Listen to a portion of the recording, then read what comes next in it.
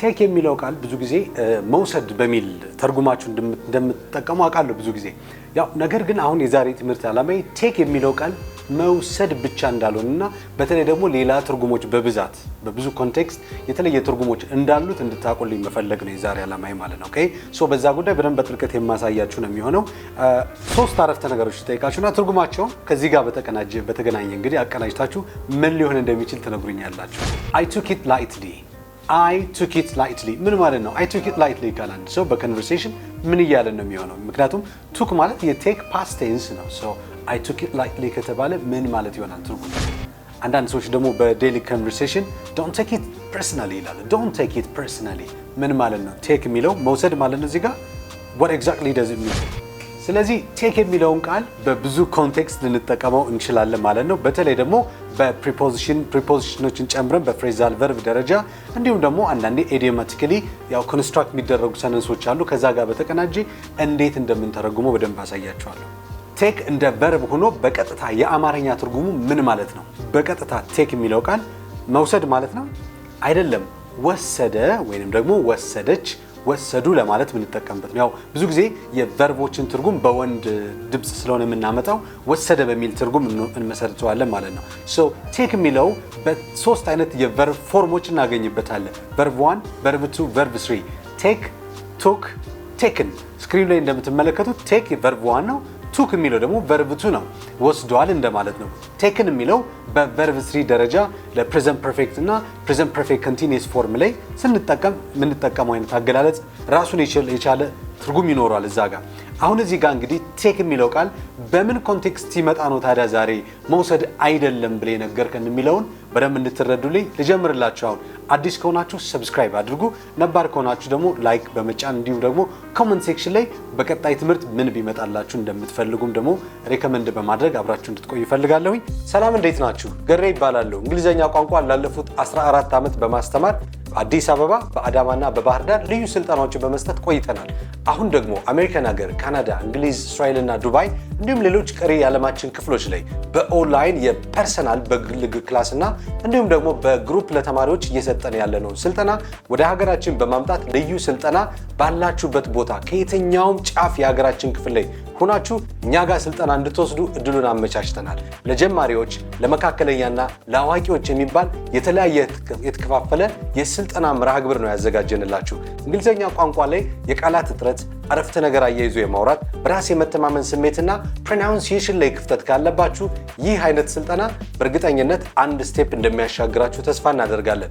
ደግሞም እንዳትጨነቁ፣ ክፍያው እጅግ በጣም ኪስ የማይጎዳ ርካሽ የሚባል ክፍያ ነው። እሱን ለማግኘት እንግዲህ ስክሪኑ ላይ በምትመለከቱት ስልክ ቁጥር ገሬ ብላችሁ ብትደውሉ ወይንም ደግሞ ጸሐፊዎቻችን ብታገኙ ሙሉ መረጃ ማግኘት ትችላላችሁ። አሁኑኑ ደውሉልን። ምዝገባው አሁን ይጀምራል። በአዲስ ዓመት 2018ን ልዩ የእንግሊዘኛ ቋንቋ ብቃት ደረጃ ላይ ለመድረስ ወደ ዳላስ የቋንቋዎች ማሰልጠኛ ተቋም ጎራ በአካል ማለት ትችላላችሁ። አዲስ አበባ ዋናው ቅርንጫፋችን መገናኛ ከደራርቱ ህንፃ አጠገብ ሲቲ ሞል 4ኛ ፎቅ እንገኛለን። ብቃት ላለው ስልጠና እንዲሁም ደግሞ በራስ መተማመን ለሚደረግ ከፍተኛ የሆነ የእንግሊዘኛ ቋንቋ መሻሻል ሂደት ዳላስ ዋስትናውን ይሰጣቸዋል። የመጀመሪያው የሚሆነው ቴክ ፓርት የሚል ቃል እንወስዳለን። እንደ ቴክ ፓርት የሚለው ቴክ እና ፓርት በአንድ ላይ ተጣምሮ የሚሰጡት ትርጉም እንደማለት ነው። ሶ ቴክ ፓርት በምሳሌ ሳሳያችሁ she took part in her brother's birthday she took part in her brother's birthday በወንድሟ ልደት ምን አድርጋለች ነው። ቴክ ፓርት መገኘቷን፣ መካፈሏን፣ የፕሮግራሙ አካል መሆኗን እየገለጽኩ ነው። she took part in her brother's birthday በወንድሟ ልደት ላይ ተገኝታለች ማለት ነው። it's not about taking something የሆነ ሰው የሆነ ነገር መውሰድ ማለት አይደለም። እዚህ ጋር መገኘት የሚለውን ይገልጽልናል ማለት ነው። so take part የሚለው ከቴክ ጋር የሚሰራ አንደኛው ቃል ነው። ሁለተኛው ደግሞ እዚህ ጋር ሌላ ትርጉም ሊሰጥ የሚችለው ለምሳሌ አንዳንድ ሰዎች stop taking a quick decision ይላሉ። stop taking a quick decision አሁን እዚህ ጋር taking የሚለው ምን ማለት ነው? stop taking a quick decision ፈጣን የሆነ ውሳኔ አትውሰድ ምናምን እንደማለት ነው። እንደሱ ከምንለው ይልቅ በተሻለ ደረጃ በቶሎ አትወስን ነው። በቃ አለመውሰድ ነው። ቴኪንግ ዲሲዥን ማለት መወሰን እንደማለት ነው። መወሰን ነው። እያንዳንዱን ቃል ነጥለን በመተርጎም ብቻ መጠቀም አይጠበቅብን። ኦኬ ቴኪንግ ፓርት በዚህ እንጠቀማለን። ሶ ስቶፕ ቴኪንግ አ ኩዊክ ዲሲዥን ማለት ፈጣን ውሳኔ አትወስን እንደማለት ነው። በቶሎ አትወስን፣ ተረጋጋ እንደማለት ነው ባጭሩ ማለት ነው። ሌላኛው ደግሞ I have taken responsibilities I have taken responsibilities እዚህ ጋር taken የሚለው present perfect ስለሆነ I have ብለን taken ተጠቀምን። I have taken responsibilities ምንድነው ኃላፊነቶችን ወስጃለሁ ብለን ብንተረጉመው የተሻለ ነው ወይንስ ደግሞ ኃላፊነት ተቀብያለሁ የሚለው ነው? መቀበል ነው because somebody ወደ እናንተ ይሰጣችኋል ኃላፊነቱን እናንተ ትቀበላላችሁ። ስለዚህ መውሰድ የሚለው መቀበል የሚለውን እዚህ ጋር መውሰድ ኃላፊነት እየወሰዳችሁ እንደሆነ መግለጽ ትችላላችሁ። መቀበላችሁን ወይም ወስጃለሁ የሚለውንም መተርጎም ትችላላችሁ በዛ መንገድ። ኦኬ በዚህ ኮንቴክስት በርግጥ so I have taken የሚለው responsibility ለሚለው ነገር እንጠቀምበታለን። ኦልራይት ለምሳሌ don't take it hard ይላል አንዳንድ ሰው ሲናገር። don't take it hard ምን ማለት ነው? don't take it hard ካሜራማን ምን ይመስላል? እኔ don't take it hard ካልኩ ምን እያልኩ ነው? የለም ልቡም አይኑም እኔ አልጠላም። አይ ቴክ መውሰድ ብለህ የምትተርጉመዋል። እሺ don't take it hard አልኩ እኔ don't take it hard ምን ማለት ይሆናል?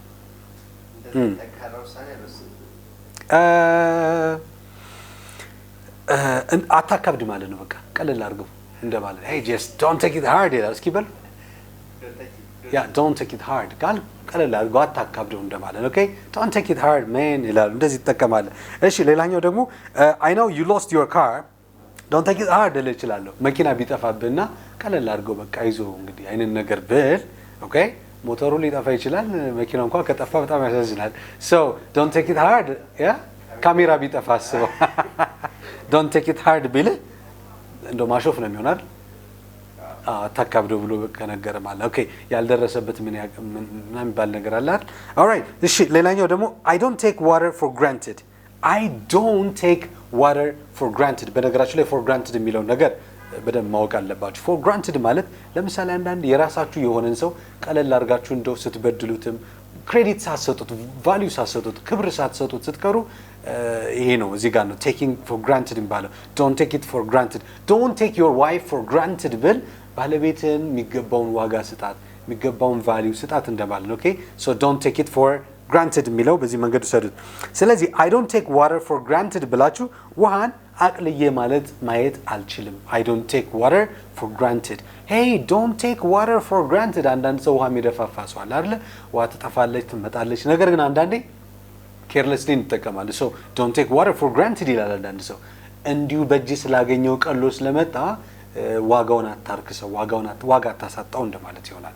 ስለዚህ ቴክ የሚለው እዚህ ጋር መውሰድ በሚል ብቻ እንዳትተረጉሙት ለመግለጽ ነው። ኦኬ ጥሩ ሌላ ደግሞ አንድ ነገር ልንገራችሁ። ኦኬ the company took the initiative the company took the initiative አልኳችሁ። company initiative የሚለው ወይም initiative የሚለው American pronunciation ምን ማለት ነው? the company took an initiative or the initiative ካል ምን ማለት ነው? ካምፓኒው በቃ አስጀምሮታል ማለት ነው። አስጀምሮታል አክሽን መውሰድ ማለት ነው። ካሉ ድርጅቶች ውስጥ ከግለሰቦች ውስጥ አንደኛው ተነስቶ በበጎ ፈቃድ ያለ ምንም ተጽዕኖ without an influence action ሲወስድ took initiative ይባላል። so the company took the initiative ካልኳችሁ ካምፓኒው አስጀምሮታል ምኑን? the initiative for the project ሊሆን ይችላል ፕሮጀክቱ ሊሆን ይችላል የሆነ accomplishment ሊኖር ይችላል ማለት ነው። okay anyways action በራስ ፍላጎት መጀመርን ይገልጻል። took an initiative የሚለው ኦኬ በዚህ መንገድ ትገልጻላችሁ። ወይም በቨርብ ዋን ከሆነ take an initiative ብላችሁ መጠቀም ትችላላችሁ። ኦልራይት ዛሬ ኖትፓድ ስላልያዝኩ በዚህኛው ነው በስልክ ነው መጠቀም። ኦኬ the teacher took the students to task for being late okay the teacher took students to task the teacher took the students to task okay for being late ምን ማለት ነው እዚህ ጋር? the teacher took the students to task ምንድነው? ወደ ታስክ ወሰዳቸው ለማለት ነው። ቴክን መውሰድ ብለን ከተረጎመው ነው ማለት ነው። ስለዚህ እዚህ ጋር the teacher took the students to task ማለት ወቀሳቸው ነቀፋቸው እንደማለት ነው። ኦኬ በሌላ አገላለጽ ምንድነው? መቆጣት ተቆጣቸው ምክንያቱም they are late ዘግይተዋል። ስለዚህ the teacher took the students to task ካል ወደ ታስክ ወሰዳቸው ለማለት ሳይሆን የሆነ እርምጃ ወሰደባቸው እሱም ቁጣ ምናምን ነገር ተቆጣቸው ማለት ነው። በቃ ባጭሩ በቀጥታ ትርጉም ስለማይተረጎም ተቆጣቸው ብለን ልንገልጽ እንችላለን ማለት ነው። ኦኬ so take the plunge plunge ምንድነው? take the plunge ምን ማለት ይሆናል እዚህ ጋር? take the plunge ማለት actually you know it's kind of taking big responsibility ማለት ነው። በጣም ትልቅ ኃላፊነት መሸከም መወጣት እንደማለት ነው። so I took the plunge ካልኩ ፕለንግ ብላችሁ እንዳታነቡ ፕለንጅ ነው የሚሆነው እዚህ ጋር PLUNGE ፕለንጅ ተብሎ ይነበባል። ሶ I took the plunge ካልኩ እዚህ ጋር በቀላሉ ምን ማለት ነው I take kind of big responsibilities እንደማለት ነው። ሪስክ መውሰድን ነው እዚህ ጋር የሚገልጽልን። ኦኬ እዚህ ጋር ግን አንዳንዴ ደግሞ አሁንም ቴክ የምትለዋን ቃል በተለየ መንገድ ደግሞ እንዲሁ እንድታዩ ትፈልጋለሁ። these are some kind of actually a special expressions ናቸው። እስኪ በተለየ መንገድ እንሰዳቸው። ለምሳሌ አሁን ቴክ ኬር እንላለን። ኬር መውሰድ ምናምን ማለት ሊሆን አይችልም። በዚህ መንገድ እንዳትተረጉሙ። ቴክ ኬር ምን ማለት ነው? ቴክ ኬር ካልኩ ካሜራማን ምን ማለት ነው? አታድርጋል ማስጠንቀቂያ ነገር ነው። ጥንቃቄ ወሰድ እንደማለት ነው። ጥንቃቄ አድርግ ማለት ነው። መውሰድ በሚል ብቻ አንተረጉመውም። ራይት ሄኔ የተሻለ ኤዲተሩ እንደሚመልስልኝ ተስፋ አደርጋለሁ። ኦልራይት መጠንቀቅ ማለት ነው። just take care ካላችሁ ማለት ነው። ኦኬ please take care of yourself ይላል አንዳንድ ሰው። ምን ማለት ነው? ራስን ጠብቅ ወይም ደግሞ ኬር አድርግ እንደማለት ነው ባጭሩ። በሱ መንገድ መጠቀም ትችላላችሁ። take a look ከሆነስ ደግሞ take a look ተመልከት ማለት ነው እንጂ መመልከት ውሰድ ብለን ልንተረጉም አንችልም። just take a look at the car መኪናውን ተመልከት። take a look at the street take a look at these guys እነዚህን ሰዎች ተመልከት እንዲህ ያላችሁ ልትሰሩ ትችላላችሁ። ኦኬ let's take a look at the picture ይህን ፎቶግራፍ እንመልከተው። let's take a look at the picture ይህን መጠቀም እንችላለን በቀላሉ መንገድ ማለት ነው።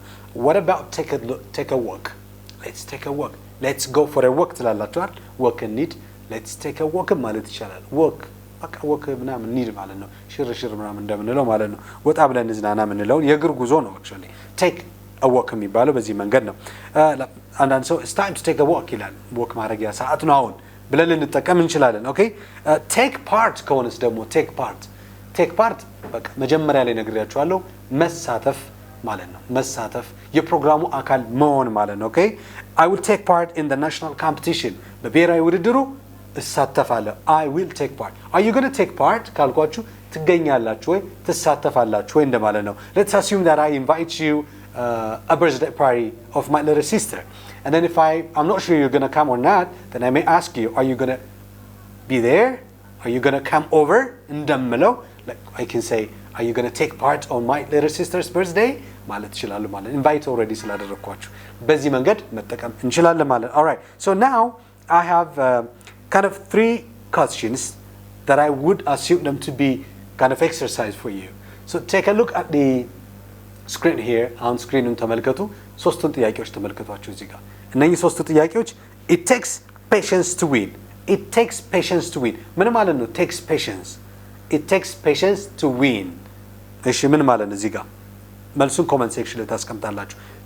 take patience የሚለው ትርጉሙ ማለት ነው። ኦኬ ሁለተኛው my daughter took after me with loving candy.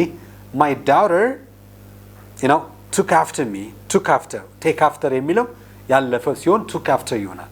my daughter took after me with loving candy. ሶስተኛው the rebel group will take control of some areas. The rebel group will take control of some areas. የተወሰኑ ኤሪያዎችን ያማጽ ቡድን ይቆጣጣራል ምናምን። እሺ ምን ማለት ነው እዚህ ጋር will take control የሚለው ቃል take control የሚለው ምን ማለት ይሆናል በትርጉም ደረጃ ኮሜንት ሴክሽን ላይ አስቀምጡልኝ። አብራችሁ ስለነበራችሁ በጣም አመሰግናለሁ። በድንገት እንዲሁ አጋጣሚ ነው የዛሬውን ቀረጻውን ያደረግነው በመጠነኛ ዝግጅት እንደማለት ነው። thank you so much. I'll see you another time. Stay blessed. Bye bye.